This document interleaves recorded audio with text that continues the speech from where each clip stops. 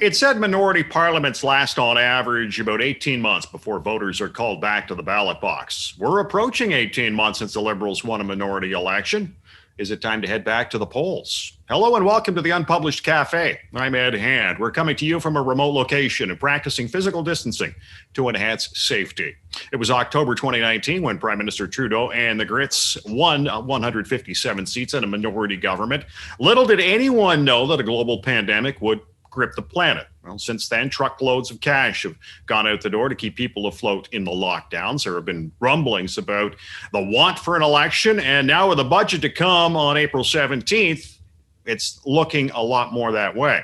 The vote on it will be a confidence vote, which could bring down the government. Now, our unpublished vote question asks, do you want a federal election this spring? Yes, no, or unsure. You can log on and vote right now at unpublished.vote. Now, coming up on the Unpublished Cafe, we'll take a look at the prospect of a federal election with Lori Williams, Associate Professor and Student Advisor at the Department of Economics, Justice, and Policy Studies at Mount Royal University. As well, Stephanie Plante is with the Center for Security, Intelligence, and Defense Studies at Carleton University. And starting us off, Darrell Bricker is the CEO of Ipsos Public Affairs. And Darrell, do you think MPs want an election right now? I think some MPs might want an election, but I don't think most MPs probably don't. Having an election in the course of a pandemic is an extremely risky proposition, as we're seeing right now in the province of Newfoundland. Until we went through the Newfoundland experience, I think people were developing the trope that elections for during pandemics were relatively easy to do, and favored the incumbent. And because that's what we saw in terms of the outcomes. But I think Newfoundland has raised some doubts about the ability to even safely pull off an election. Why is that?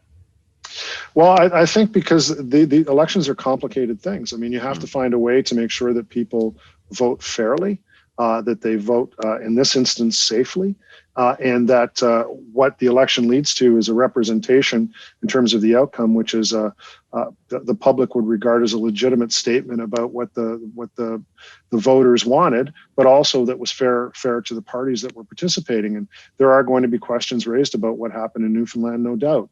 So that's going to be trickling into whatever considerations any of the federal parties, particularly the federal Liberal Party, might be contemplating about having a near-term election. What are your last numbers federally? Where do the parties lie? We have the Liberals with about a 7-point lead over the Conservatives, but I think rather than looking at the latest numbers, the more useful thing is to look at the last pattern of numbers, because one poll doesn't make a political outcome, or actually settle political arguments. I think a pattern of polls do. And if you take a look since the last election, it's basically been the same all the way through. The Liberals have been in the lead and haven't lost their lead since the last election campaign. In fact, the last time they were really behind in our polling was the last election campaign, when they lost the popular vote. The Conservatives have been in second place, even though they've decided to change their leader. It hasn't really done very much for them. The NDP seemed to think that they had a pretty good result in the last election campaign. Heaven knows why. They lost almost half the caucus, but they think they came out okay. But they haven't really moved. They're still down in that 15, 16 area. And then the Green Party, also a party that's changed its leader, and nothing's really happened for them. So we've had what I would call Blur's Day in polling. I mean, it's just the same over and over and over again. The Liberals haven't been able to break away. The Conservatives haven't been able to close. When you look at, I guess, in terms of issues, vaccine rollout is looking to be the biggest issue we're going to be dealing with right now. How do you see that as something that could impact or negatively impact the Liberal numbers? Yeah, I think anything that relates to the pandemic, because when you go out and you ask people what's the most important issue facing the country today, it's overwhelmingly the pandemic. Unlike the last election campaign, and by the end of the campaign, people were saying it was climate change. Well, that's moved down to number 6. So there's a whole lot of things that relate to managing the pandemic and managing the economic recovery that are more prescient for the public right now, that they're more focused on. Darrell Bricker joining us on the Unpublished Cafe, CEO of Ipsos Public Affairs, as we discuss potential spring election. And, obviously it's all about money when it comes to an election. Are all parties, flush with cash and ready to go? Yeah, they are. The problem that they've got is flush with cash to do what? I mean, normally you'd use that cash to fund a leaders tour. You would use it to fund, campaigns at the local level. I mean, we don't even know what that really looks like anymore. But they're, pretty clearly the advantage is to the incumbent because they're well known. They have all the machinery of government at their disposal, particularly in the run up to the election campaign to get their message out. And the opposition parties, which relied heavily, very heavily on earned media and campaign tour to get their message out, really only have the debates to get a national audience for anything that they're going to be saying. The truth is, one of the advantages of Canadian politics is we don't spend a lot of money on our elections, unlike the United States. One of the disadvantages is you need money to be able to fund a campaign to, say, for example, knock off an incumbent. And if you restrict what people can raise and you restrict what they're able to spend, that gives a huge advantage to the party that's already in power because they use all the machinery of government to get out their message. When I look at the situation for an election, we talked about the vaccine rollout being something that could affect the Liberals. What issue do you think is out there that could surface during the election that could change whatever the direction is? Well, I think, what we seems to be emerging is a different sense of what the vision of the recovery is going to be like. Now, that might seem premature to the public or anybody listening to this podcast right now, because we're, slipping into a third wave in Ontario and in a few other places, and we're still desperately fighting to get things back on track. But there is a certain amount of attention that the public's giving to, what's next. And there seem to be two different visions. I mean, there's one that is, this is the best opportunity in a generation to get a whole lot of things that were wrong in our society right. And as we showed with the pandemic, government properly motivated and public dollars properly directed can lead to really positive, significant change. And I think that the Liberals are going to be saying that. They're going to be saying, well, we fought the income issues that related to what was going on in the pandemic. We can use the same mechanisms and the same will to go after things like climate change, to go after things like, inequality, to go after things that they've been talking about since prior to even the 2015 election. But now it's like, okay, well, now we can use what we've been able to show as successful in our vision of how government should operate to take on a whole series of other issues. And then you've got the other message, which is, well, yeah, we're all about the economic recovery, but government's maybe a bit of a facilitator, but it's not the driver. I mean, what we really need is we need the private sector to be revitalized. We need businesses to come back, particularly small businesses to come back. We need people who are not working for the public sector, people working for the private sector, the little guy, as we've been, one of the other parties has been referring to it, as getting back, because they, unlike public servants whose maybe their biggest concern was whether or not they can be able to work from home and get the right, ergonomic setup for doing their job at home. If you're a person who is working in a restaurant, if you're a person who is working in a coffee shop, if you're a person who's working in any contact with the public in any other industry, especially in the private sector, you've really, other than through the CURB money that you've been getting from the government, you've really been suffering.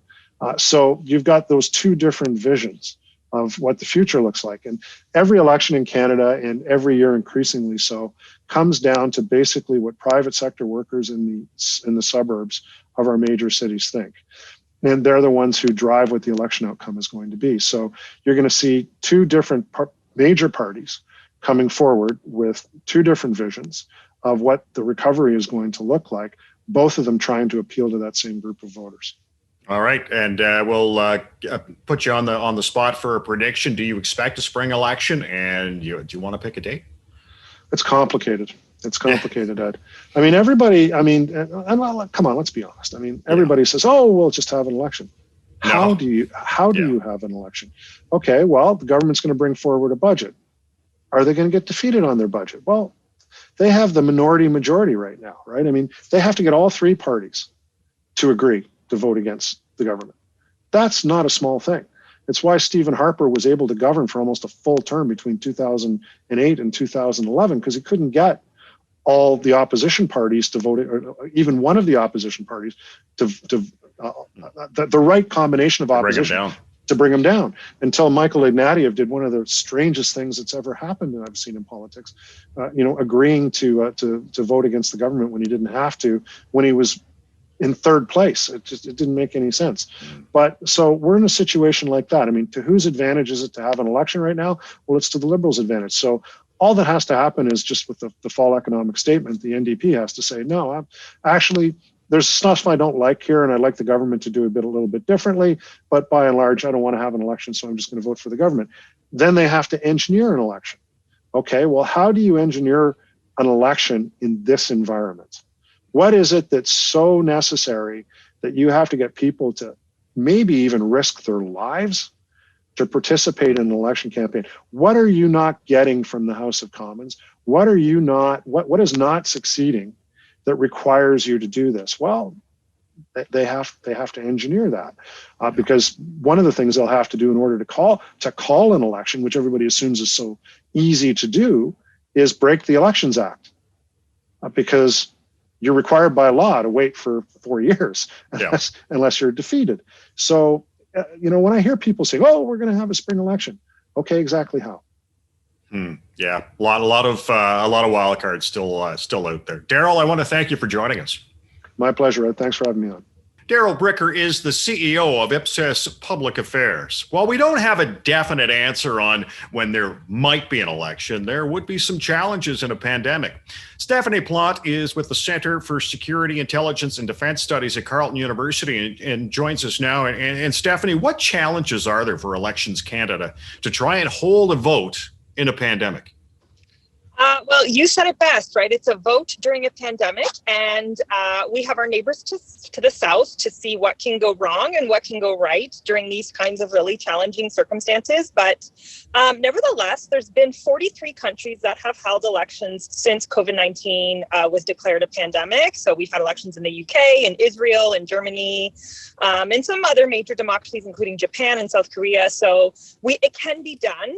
It's just very expensive. The law has to be amended to be able to allow people to vote in a different way. So now everybody on the planet knows what a mail-in ballot is. If you didn't know what that was before, you definitely do now. Oh, yeah. And probably one of the, this is kind of the minutia, but one of the biggest challenges that all electoral management bodies are facing is recruitment. So recruiting poll workers, recruiting people to count the ballots, recruiting people to go into the old age homes to do the special balloting. And I don't blame them. It's a job that is very public facing. You're facing different people all day long, and those people are probably going to want some sort of pay. Now, in the US, they were able to get some sort of danger pay, if you want to call it that, for poll workers. Yeah. So I'll be curious to see if Elections Canada has that kind of incentive as well. What about more virtual voting, or somehow to make it more remote so there's less contact? Do we expect more of that this time around? And it might not even be in the spring. It could be later, but. Yeah, my spidey sense says it will be in the fall. I think they're going to want a lot of us to be vaccinated, but I'm not a clairvoyant, so I don't want to make too many predictions. But yeah, so that is a very good question. So Canada obviously has a federal framework called the Canada Elections Act, and there is no virtual option in the Canada Elections Act. Now, that is different at the municipal level and at the Indigenous voting level. So on reserve, you have a lot of internet voting, you have telephone voting, you have a lot of innovation and really cool things happening. But at the federal level right now, the only two ways to vote are in person or by mail. It seems that we're behind a lot of people. That's for sure. Yeah, there's always every 5 years or so, usually after every general election, when people complain about lineups and how long it takes to count the ballots, we do get some noise about getting some sort of electronic component. But you can register to vote online, and you can register this election to get your special ballot online. So you can, just like now for your CERB or whatever, you can go online and register to get your vote by mail. So we do have some sort of virtual options, but the actual option to vote online isn't there. Stephanie, when if we end up going to the polls, and obviously we don't know if we are not, or at least this spring, one of the other things too, for the candidates, how to canvass, and for the Canadians, the voters out there, do you want candidates on your doorstep? How do you deal with an issue like that? Well, we've had 3 provincial elections, right? Since COVID has come out, we've had BC, Saskatchewan, and right now we have Newfoundland. And essentially the edict across the board has been there is no door-to-door. All your meetings will be virtual. If there is anything in person, it has to be like within 10 people in the size of a football stadium when everyone is like 6 feet apart. Mm-hmm. But, you know, people are managing, but there is some interesting trends, which I think you will like to hear about. One of the reasons why people are calling elections during a pandemic is because it's been very good for incumbents. Mm-hmm. Across the board, pandemic elections often re-elect the incumbents. Now, obviously, the big exception was the United States, but across the board, whether it's provincial, municipal, federal, incumbents get re-elected. So there's obviously some sort of advantage there that they're playing with, that people don't like more uncertainty when there is uncertainty. Yeah, exactly. You know, and you brought up when we talked about virtual voting or more options to vote. Do you think that's what it's going to need, or more options for voting to provide a more robust turnout of voters in the next election, whether it's spring or fall?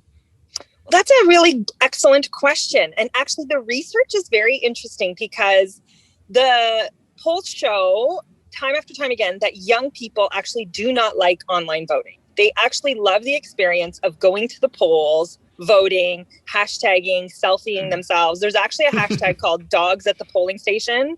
And if you look it up on Instagram, it's just people who go to the polls, they tie up their dogs, they take a picture, and they hashtag dogs at polling stations. And so the actual push for online voting is with elder populations because they're just busy and they want to do it when they're paying their bills or while they're doing other things online. So, you know, I think as our population ages, and it's not a secret that we have a big demographic of people who are going to be entering their more senior years, let's say, they will absolutely want that option. And so whether or not any next round of legislation addresses that will be very interesting because, like I said, we already have it at the municipal level. We already have voting machines at the municipal level. And in Indigenous communities, they love online voting because they have a lot of people who live off reserve. And this is the best way that they can enfranchise them. Stephanie, thank you so much for joining us. No problem. This was so fun. Thanks so much. Stephanie Plante is with the Center for Security, Intelligence, and Defense Studies at Carleton University. Now, the last federal election saw a lot of regions flexing their muscle. The Bloc returned to Quebec politics while the Liberals could not win a seat in Alberta. Laurie Williams is Associate Professor and Student Advisor with the Department of Economics, Justice, and Policy Studies at Mount Royal University, and she joins us now. And Laurie, if we did have a spring election, would it all be about the vaccine? Well, there's no question. We've seen governments go to the polls and minority governments go to the polls in Canada, and they've been all but Alberta governments have enjoyed a boost because of the vaccine, even if they're not being particularly effective in their rollout of the vaccines. So there's no question that a minority government wants to try to translate its support into a majority, and that provides a pretty big incentive for an election. Now, in terms of vaccines, you know, obviously healthcare is a provincial jurisdiction. And when we talk about the vaccine rollout, whether it's negative or positive, who's going to get the credit or the abuse? Will it be the premiers or will it be the Prime Minister? Well, it depends on where the delays are being caused. So if we've got enough vaccines coming into the country, as seems to be the case now, then the federal government's going to get the credit for that. If there are delays and problems, if the decisions about who gets the vaccine when, whether it's teachers or frontline workers or whoever it is that's getting those vaccines, if those sorts of things are causing controversies, of course, the focus is going to be on provinces. But I mean, we're hearing the federal government say that we will all have access to a vaccine. Everyone who wants one will have it by September. And that tells me that they're expecting they can do it considerably earlier than that. And in fact, we're hearing noises that they think by July, they'll be able to have people vaccinated. And of course, that means that a lot of Canadians, not only will they feel safer and less concerned about this virus, they'll be able to rejoin family and engage in social activities, but most importantly, engage in economic activities that will look something like normal and possibly begin to climb out of the hole that a lot of people have fallen into. And there's been a very strange thing about this pandemic is that some people have continued to earn as they did before. They've done it from home relatively safely. The risks have been low for them. And there have been other people who have been really feeling the anxiety and the pressure both economically and in terms of the healthcare risk. And as those anxieties diminish, I think every government across the country is going to enjoy a bit of a boost in the polls. Now, it's the longer term economic questions that come up. How are we going to pay for all this money that's been spent? Are things actually being delivered in the way that people wanted? The focus is going to shift away from the pandemic and on sort of more everyday things. And that's going to put a lot of governments in vulnerable positions. And so there'll be an incentive to call elections before that starts to happen. In terms of the Conservatives, obviously they've got a new leader now, but do they want an election right now, or let's say this spring? Because O'Toole hasn't really resonated with a lot of people. The good thing about Aaron O'Toole's position right now is he's got more money in the bank. He actually, the Conservative Party out fundraised the Liberals in the last quarter by about $1 million. So they're in a good shape as far as the fundraising element of things goes.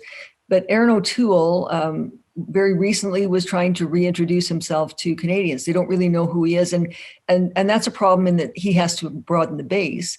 It's also a problem in that there isn't a lot of clarity within the party about what he stands for. And yesterday, after the Supreme Court announcement on the constitutionality of the carbon tax, Aaron O'Toole said simply that he would scrap the carbon tax, and we don't have any idea what he would replace it with.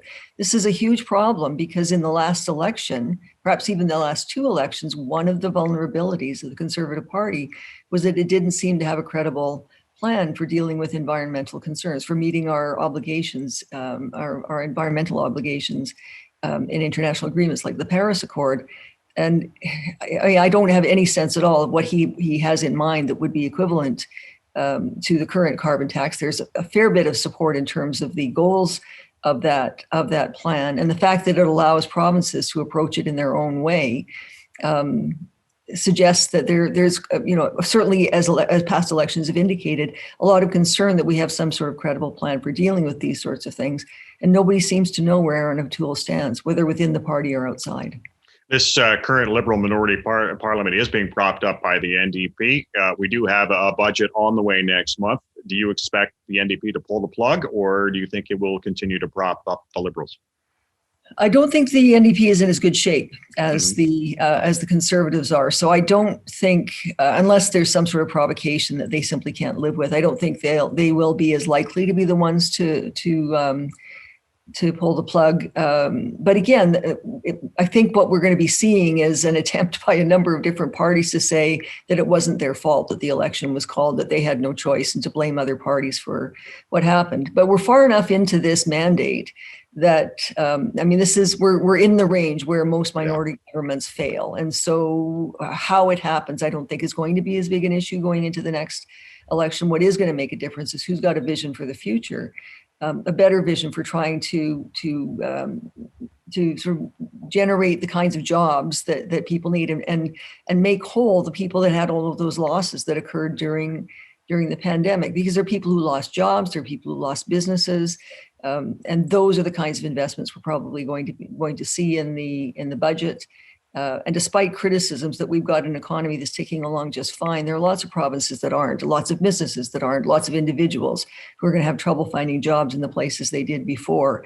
And the government's going to be speaking very strongly to those folks. Does the Bloc remain viable in Quebec? That's an interesting question. Much will depend on, I guess, the spin of how things work there. Mr. Blanchet is very popular in Quebec. He's in an enviable position because all he has to do is say what he wants the government to do that will be better for Quebec. But support for government in Quebec, in spite of all the troubles that they've had, support for government in Quebec is high, both for the federal government and for the provincial government. So I think there's going to be a bit of a battle going on there, and I think there'll be targeted and strategic campaigning to try to get more seats for the Liberals, and of course the Bloc is going to try to hang on to what they've got. And do you have a prediction for us? Do you expect a spring election or no? Well, signs are looking increasingly like there will be. I think there are a few unknowns still, unless the federal government is more confident in being able to get those vaccines done, let's say early in June. I'm inclined to think it's more likely to happen in the fall. But of course, if they can get those vaccines out and we've got people in a position where they're able to rejoin family, friends, and the economy, I would say an earlier election is likely. Laurie, thank you so much for joining us.